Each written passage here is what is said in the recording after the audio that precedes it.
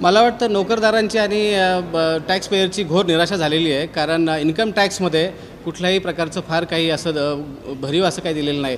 जरी standard deduction हे 50,000वरून 75,000 रुपये केलं असलं आणि NPS 10%वरून 14% केला असला तरीसुद्धा इन्कम टॅक्स पेयर्सची खूप मोठी अपेक्षा होती, नोकरदार वर्गाची खूप मोठी अपेक्षा होती. ती अपेक्षा भंग झाल्याचं मला असं वाटतं की या बजेटमध्ये दिसतं आहे. त्यामुळे अपेक्षा ही होती की जे टॅक्स स्लॅब्स आहे, विशेष करून हायर इन्कम टॅक्सवाल्यांचे 15 लाख रुपये ज्यांचं उत्पन्न आहे त्यांच्या वरच्या टॅक्स पेयर्सचे जे आहे त्यांना काही रिलीफ मिळेल. तो मला वाटत नाही की त्यात काही फारसा फरक पडेल. सध्या आता त्यांनी जे अनाऊन्स केले त्याप्रमाणे 3 लाख रुपयाच्या खाली कुठलाही टॅक्स नसेल. 3 ते 7 लाख रुपये याच्यामध्ये 5% असेल, 7 ते 10मध्ये 10% असेल, 10 ते 12मध्ये 15% असेल आणि 15च्या वर 30% असेल. म्हणजे त्याच्याऐवजी आता 4-5च्या ऐवजी 6 स्लॅब झालेत आणि मला वाटत नाही की याच्यामध्ये फार काही मोठे चेंजेस झालेत. शेती क्षेत्रासाठी आणि खास करून महाराष्ट्रासाठी या बजेटमध्ये काय मिळालं? महाराष्ट्र स्पेसिफिक खरं तर ही एक अपेक्षा होती. आपण बजेटच्या अगोदर ही अपेक्षा व्यक्त केली होती की महाराष्ट्रासाठी काहीतरी स्पेशल अनाऊन्समेंट होईल, पण महाराष्ट्र हरियाणासाठी विशेष काही अनाऊन्समेंट झालं नाही. याच्या अगेन्स्ट बिहार आणि ओडिसा, आंध्र प्रदेश या राज्यांसाठी स्पेशल पॅकेजेस जाहीर झालेत.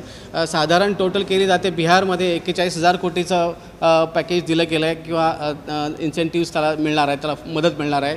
आंध्र प्रदेशसाठी जी काही राजधानी अमरावती राजधानी आहे त्या राजधानीच्या बांधकामासाठी किंवा राजधानीच्या निर्माणासाठी एक 15,000 कोटीचं अर्थसहाय्य केंद्र हे आंतरराष्ट्रीय बँकेच्या थ्रू करणार आहे.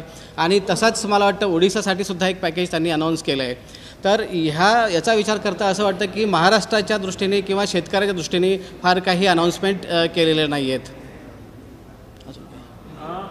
राजकीय अनुषंगानं कसं बघते मला असं वाटतं हे काही एकट्या BJPचं बजेट नाही आहे. आज पहिल्यांदा ते जाणवलं की हे NDAचं बजेट आहे आणि त्यांनी NDAचा जो धर्म आहे त्यांचा तो पाळण्याचा त्यांनी प्रयत्न केला आहे. त्यांनी बिहार आणि आंध्राला अपेक्षित जी मदत होती ती अपेक्षित मदत त्यांनी केलेली आहे.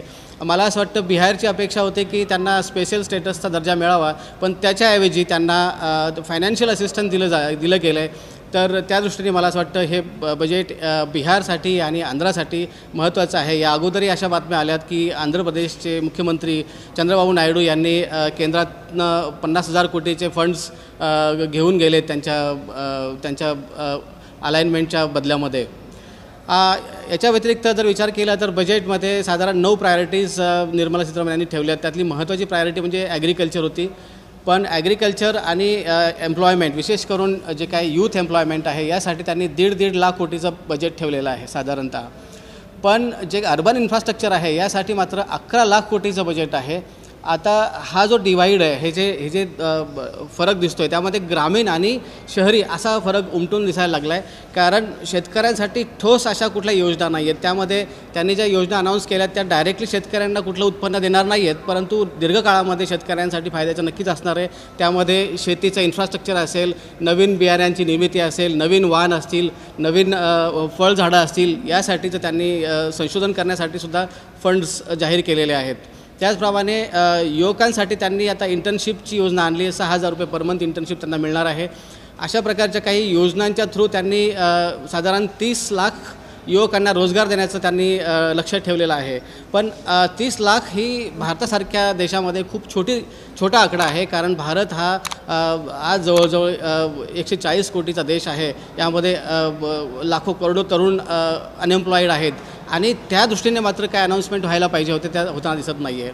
त्यातली एक चांगली अनाऊन्समेंट ही आहे की ज्या स्मॉल आणि मीडियम स्केल इंडस्ट्रीज आहेत यांच्यासाठी त्यांनी बरेच इन्सेंटिव्स दिलेले आहेत. त्यांच्यासाठीची कर्ज उपलब्ध करून दिलेली आहेत. त्यांच्यासाठी वेगवेगळ्या इन्स्ट्रुमेंट्स परचेस करण्यासाठी त्यांनी योजना आणलेली आहे. त्याच्या थ्रू काही रोजगार निर्मिती करण्याची त्यांचा विचार दिसतो आहे. तर अशा प्रकारे ओव्हरऑल बजेट हे ॲव्हरेज असं म्हणता येईल. फार त्यामध्ये मला वाटत नाही की मेजर काही अनाऊन्समेंट झाल्यात. दुसरी एक गोष्ट अजून एक सांगावीशी वाटते ती म्हणजे इंटरिम बजेटमध्ये जे काही अनाऊन्स केलं गेलं होतं, इंटरिम बजेटमध्ये जे अनाऊन्स झालं ते या बजेटमध्ये दिसत नाही आहे. त्याच्यामध्ये जो फरक आला आहे तो फरकसुद्धा आपल्याला बघायला पाहिजेत की इंटरिम बजेट नंतर आत्ता किती बदल झालेत आणि त्या योजना का पुढे सरकल्या नाही आहेत. अजून आता बजेटच्या आकडेवारीबद्दल जर बोलायचं झालं तर एक चांगली गोष्ट ही आहे की फिस्कल डेफिसिट जे आहे हे कंट्रोलमध्ये आणण्यासाठी प्रयत्न केले आणि त्यांनी 4.5% GDPच्या एवढं त्यांचं लक्ष आहे. आज त्यांनी एस्टिमेट केलेली जी काही फिस्कल डेफिसिटची आकडेवारी आहे ती आहे 4.9%, जी साधारण मागच्या इंटरिम बजेटच्या वेळेला 5.1% होती. हे जे बजेट आहे टोटल बजेट जवळजवळ 48 लाख कोटीचं बजेट असणार आहे. म्हणजे 48 लाख कोटी रुपयाचा खर्च अपेक्षित आहे. त्यापैकी 32 लाख कोटी हे वेगवेगळ्या टॅक्सेसमधून गव्हर्नमेंटला उत्पन्न मिळणार आहे. तर अशा प्रकारे हे बजेट मला वाटतं आपल्याला सांगता येईल. नवीन टॅक्स जे रिझिम देण्यात आले ते नवीन स्लॅबसाठी आहेत की जुन्या स्लॅबसाठी? हे सगळे नवीनसाठी आहे. मला वाटतं गव्हर्नमेंटला जुना जो काही हे आहे जुने जे रिजिम आहे ती त्यांना बहुतेक डिस्मॅन्टल करायची आहे. त्यामुळे हळूहळू ते डिस्मॅन्टल करण्याच्या दृष्टीने प्रयत्न करत आहेत. नवीन जी टॅक्स रिजिम आहे त्यामध्येच हे सगळे इन्सेंटिव्ह लागू होणार आहेत. मला वाटतं स्टँडर्ड डिडक्शन हे दोन्हीसाठी लागू होईल. ते 50 पासून 75 करण्यात आलेलं आहे. ज्या पद्धतीनं आंध्र प्रदेशची राजधानी अमरावतीसाठी वेगळं बजेट देण्यात आलं मुंबईसाठी असं काही विशेष बजेट दिसते का? मला वाटतं मुंबईसाठी विशेष काहीच असं दिलेलं नाही. मुंबईसाठी तशा अर्थाने मला वाटतं त्यांचं लक्ष डायव्हर्ट झालं आहे आता. कारण त्यांचं जे लक्ष होतं ते सगळं आता जिथे त्यांना सपोर्ट आहे, पॉलिटिकल सपोर्ट आहे किंवा जिथल्या जनतेने त्यांना सपोर्ट केला त्या राज्यांकडे लक्ष दिल्याचं जास्त प्रकर्षाने जाणवतं. महाराष्ट्राकडे मात्र डेफिनेटली दुर्लक्ष झालं असं म्हणावं लागेल. पण महाराष्ट्र हे सर्वात जास्त कर देणारं राज्य आहे आणि शहरीकरण झालेलं असं राज्य आहे. तर शहरीकरणासाठी संदर्भातही नाही आणि बाकी योजनेमध्येही नाही. तर फार अशा घोषणा विशेष झालेल्या दिसत नाही. त्यामध्ये 11 लाख कोटीचं बजेट त्यांनी ठेवलेलं आहे अर्बन इन्फ्रास्ट्रक्चरसाठी, अर्बन डेव्हलपमेंटसाठी. त्याच्यामध्ये हाऊसिंग आणि या सगळ्या गोष्टी आल्यात, रोड्स वगैरे.